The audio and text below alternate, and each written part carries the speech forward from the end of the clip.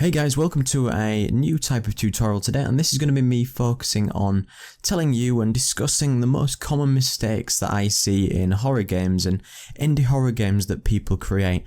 And I mean, I've fallen into some pitfalls of, these similar things that I'm going to mention when I created my horror game, but I've seen an awful lot of games. I've probably seen hundreds and hundreds of different horror games, whether that be AAA or whether that be some of the, the most smallest titles, and I've made sure that it's been one of the things that I concentrate on, and it's one of the things that you should do if you intend to make yourself a horror game, because it's really important to look at what other people have done. Maybe you can glean some ideas, find out what maybe didn't work, what you might have liked, what you thought looked bad, because the whole thing about game development and things like that is to help you improve and be critical about things that you'll see so you don't fall into specific pitfalls.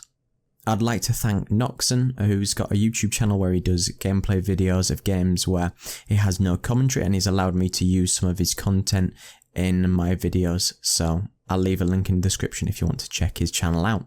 So, as a start, for the most part, in a lot of specifically indie horror games that you'll find, is that people will make their game too dark. The commonality is usually people think that if it's dark, it's going to be scary. I mean, you might have heard this a lot, but in the end, it's not so much about how dark it is. You can have dark periods in your game, but don't make it solely focus on being too dark, and just either increase the ambient light, increase the amount of lights you have in your scene, and just avoid that darkness, and check the darkness on different types of monitors in people's games, because not everybody has the same type of computer screen. When I was making my game, I had a really good monitor, and the contrast on it was really good, and I could see all the objects and things like that when it was extremely dark. But say I put it on, I had an older monitor which wasn't very good. Now the contrast was really poor, and when it was in low lighting, you couldn't really see many of the assets and you couldn't see very much detail. So you've got to try and work mid-ground to avoid any inconsistencies. You could create yourself a sort of gamma slider to increase the gamma, in an options menu or something like that. And number two would probably be, if you're going for a type of flashlight that you're going to have in your game, trying to avoid the sort of generic things that you will find most commonly. And say that I'll take my game, Left Alone for example, is that you can put yourself, say, a point light in front of your player, which would act as the light. You could put a cookie in front of that, which overlays a sort of mask over the light to make it a different shape, and that's fairly easy to do. But one of the things that people often fall into the pitfall of, and I did, was if your flashlight intensity is going to drop over time, make sure it doesn't drop too quickly, because a lot of people will end up searching your game and maybe not play it how you did, because you know exactly where to go, what to do, and how to solve any of the puzzles. So just try and be mindful about how quickly you want it to drop. And if you're going to collect stuff like batteries, don't necessarily make that a focal part of your game if say a flashlight is not necessarily the core of your game. Whereas a game like Outlast, the video camera, it is a part of the game, as in, you're trying to document the account of, what you're reporting on, and you need that to see in the dark because it's almost a night vision mode. There it's more prominent, whereas if you have a flashlight which is only really a sort of side element to your game, then try not to sort of use that as a crutch for the gameplay that you've got. Number three, a big one that I always find with a few games, if care and attention is not paid into the development as much, is that if you've ever noticed in a game where your player would, or if you've seen it in Unity, if you have your character controller too high above, say, where the floor would be, and you press play, it will drop the character down because it'll be pulled down by physics. And If the player sees that and it drops down, I think that takes away from the immersion of the game. So try your best to keep it sort of fairly close to the ground without clipping through, because obviously if it clips through, your character would fall through the ground. And a good thing to avoid this sort of issue, if you need it to drop, is have a fade at the beginning of the scene and toward the end. And that's a lot of things that, people often miss out on. You fade into the scene and you fade out just like you would in video editing or something like that. And the fade just allows you to, do everything that the player doesn't have to see for that amount of time. So you might drop some assets in, you might drop the player in, and you might do some extra loading, whatever. And the fade just allows you to, gradually move into the scene without you seeing any of those behind the scenes sort of things. A lot of games say that it's a slow game and it's got no sprinting. That's almost a difficult one, so you can't run or sprint. It's sometimes an issue. It's really dependent on your game and what happens in it, but a lot of the time when I see them and you walk really slowly, it can detract from the game overall and make it slow it all the way down unnecessarily and make it almost frustrating for people to play. So if you're going to have something, I'd sort of have a walk or a realistic speed, so you don't walk too slowly or run too slowly, and make sure you balance it in a way that it won't get frustrating to people who play. A lot of games have a limited sort of stamina, sort of an invisible meter in the background where you might limit the player's stamina.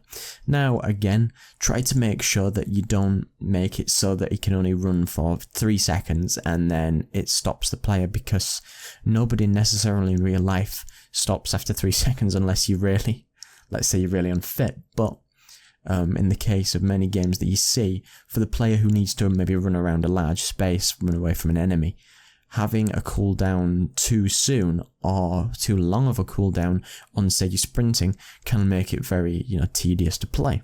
Another one I would say is that the one that I noticed in a lot is, say, footsteps. Footsteps, even in, the best games that I've ever seen, can have mistakes in it. And I like, when I say footsteps, I mean the audio of when your character would walk on different surfaces. It's really important to, and I will come on to this in, my future points going along here, is that footsteps are a big thing in terms of you want different footsteps for different materials that you'll walk on. So say if you're walking on gravel, concrete, paving slabs, on grass, on wooden floor, on snow, things like that, is that you want to vary it so it feels more realistic than, without having to put too much effort into the development.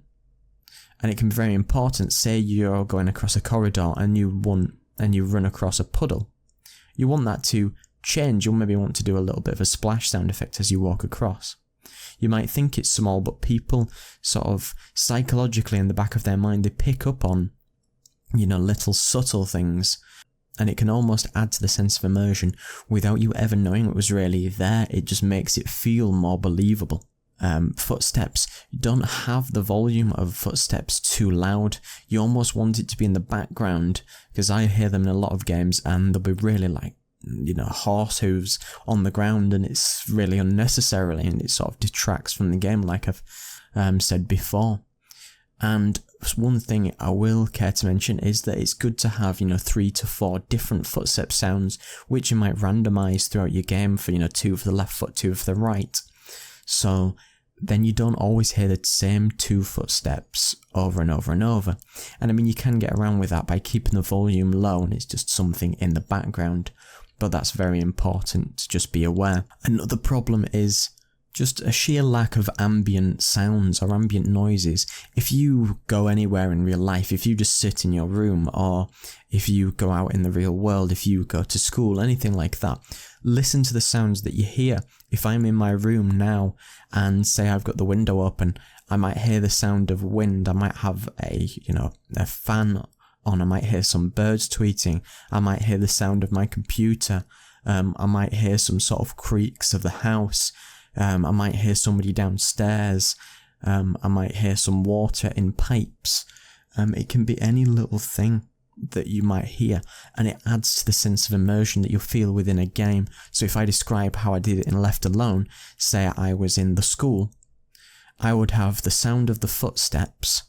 We would have sort of different creaking noises and sort of things like that, as if, old buildings and buildings in general, if you listen out at night, you'll hear creepy noises.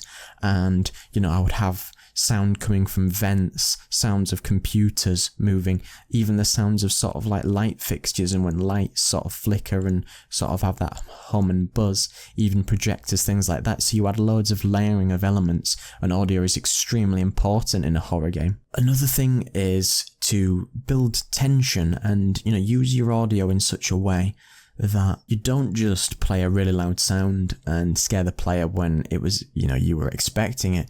You want to build tension over time without ever giving the sense that, something's going to come out now. You can watch movies and other games and you will expect a jump scare, and sometimes the best jump scare is you expect it to happen, then it doesn't happen, and then it will happen at another moment, and you were caught unaware of, when it was even going to happen. So it's about building the tension, and often games don't build enough tension and just, throw the loud noise or throw the thing that they thought was scary at the player, and it almost becomes laughable. So you sort of want to avoid these elements. Another thing, like I was mentioning with the audio, is specific. Watch the audio volume. So if you've got things that are subtle, like I said, footsteps, want to be quiet. You want to have a hum of the computer, quite quiet. You could have all these as 3D sounds, so they attenuate over a distance, so only when you get so close do you hear that sound. You want to make sure that if you've got fans or, vents, you want maybe the sound to, that to be quite subtle. You want your background noises to be quite subtle. Bring things up in volume if it's something important and you want to say, do that loud, shocky jump scare. I'm not saying you can't do that. I'm just saying use it wisely and avoid the pitfalls of, being far too reliant on things like that. Another point is that I noticed that often in a lot of games, especially when it's dark and you've got some lights, is that shadows being overly black in a lot of areas. And if you look often in real life and you look at a room that might be dark and you shine a light, the light bounces around and doesn't just sort of go in one direction and then create a shadow and then nothing else. Sometimes you want to add your own ambient lights around. They don't have to cast shadows, so they're not exactly a super hit on performance. You just want to be aware that look at your game and look at reference images and look at things in real life and decide whether you feel that it's realistic or not. Don't have everywhere that's completely in the corner of a room unless you're going for that for a scary artistic feel. Don't have it completely pitch black. Just put yourself a sort of light there, maybe a point light which is of a low intensity and range, and you can just soften areas which don't need to be completely black, because I think that sometimes takes away from the sort of elements to your game. Another thing would be try to avoid voice acting unless you feel that it's somebody who's very competent in speaking and has a good sort of voice for voice acting, because quite often you will see games and you will hear them and you will hear a voice actor and it just might not sound convincing. So it's always good to get people to test your game, listen to it. Do you think this works for your game? Does it sort of roll off the tongue? Does it feel believable? What are they trying to act? And, does it, if you ask people and they say it detracts from your game, try to avoid it, because I have, when we've been developing a game, it's always good to sort of stand by the rule of, if you can't do it, well enough or properly, and it might look bad, try to avoid it as best you can. Because which goes hand in hand with that is that if you've got something like an enemy, which has got sort of very sort of wooden animations, or your AI might look, sort of bad, and you've got stuff that people might laugh at. I know a lot of people put a lot of work into games, and games are not easy to do, but people who, players and people who might look at your game, play your game, review your game, won't be, as sympathetic in terms of everything, because they don't know what it takes to make a game usually. If you've got anything that looks sort of humorous and wasn't intentional to be like that, it will come across sort of funny and however they might describe it as lame or anything like that. You want to avoid things that just maybe you aren't the best at, so you'll avoid making a character with lots of animations unless, say, you go out and go to a store online and buy a character or something like that. Another big point is looking at grammar in text or in pop-ups or in letters or in anything like that. And you want to say to yourself, does this look, right? Are you natively English speaking? Anything like that. If not, you could find somebody to sort of proofread the text that you've got, because quite a lot of games, just fall down on the fact that the translations aren't very good. And again, take away from the entire immersion of the game. You can find a lot of YouTubers who actually play horror games who have openly said that they will actually proofread the text that you've got and help you sort of grammatically correct any errors that you might have in your game.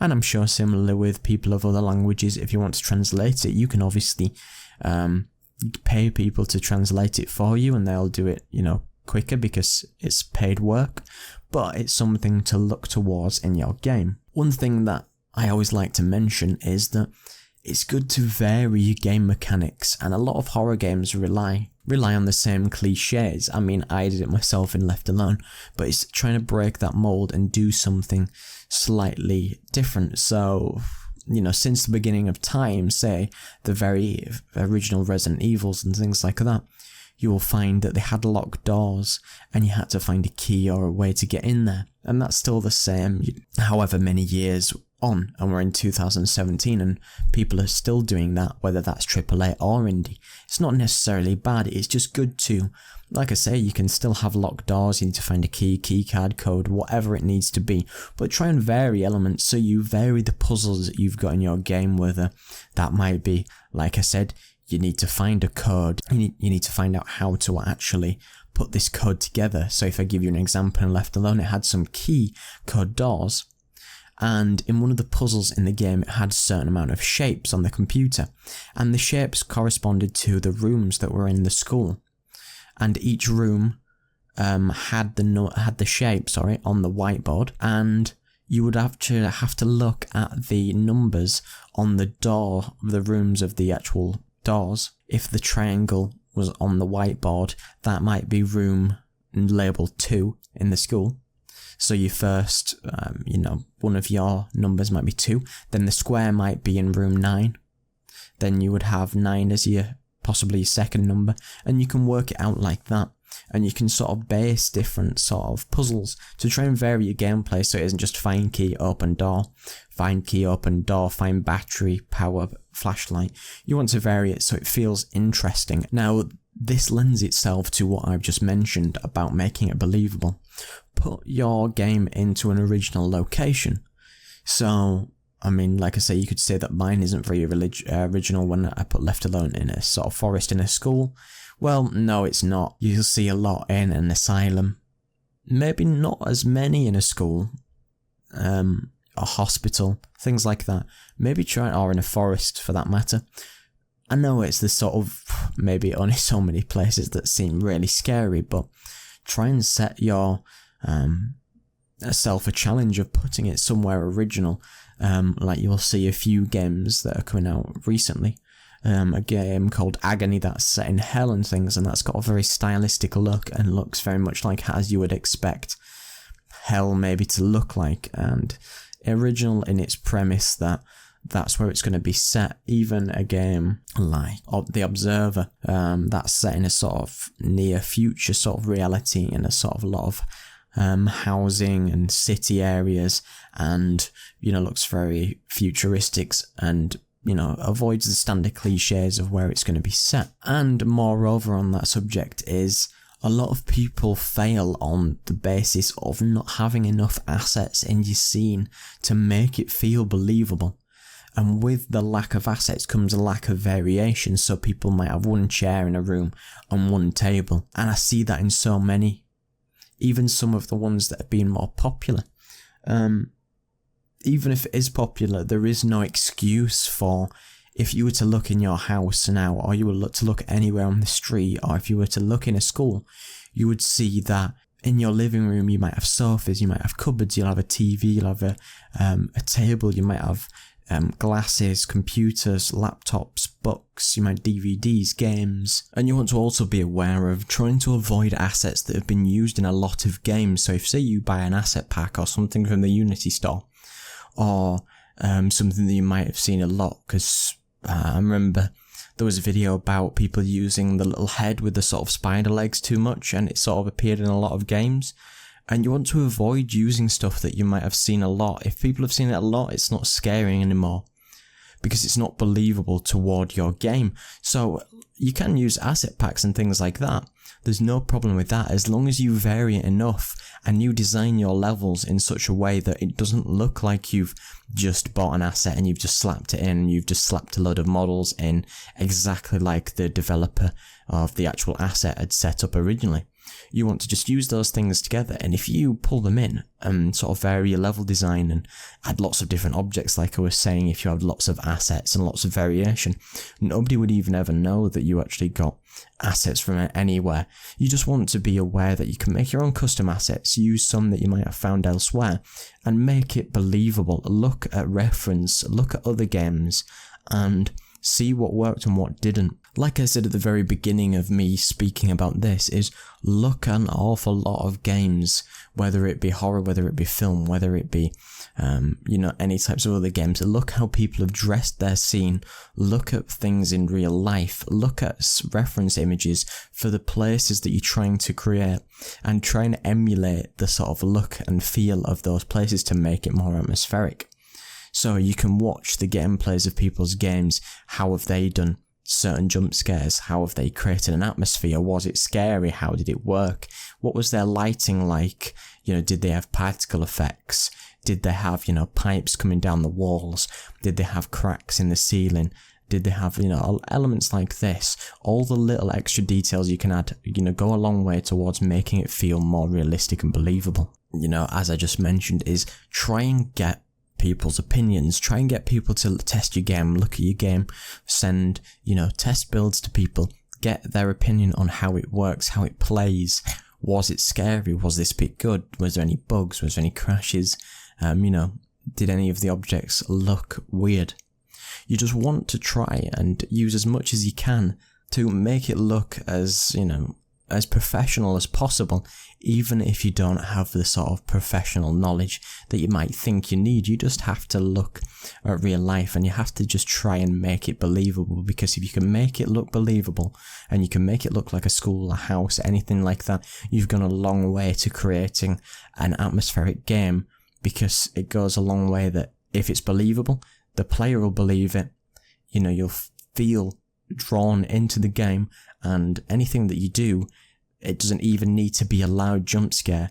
It will be scarier if the player feels drawn into the situation that they're actually in. So these were some tips on the things that I feel that a lot of people sort of make mistakes in a lot of horror games, and these can be relevant to other games as well. But hopefully, you like the sort of format of this, and hopefully in the future I can carry on doing things like this. So thanks very much for watching. Don't forget to like, comment and subscribe. Cheers.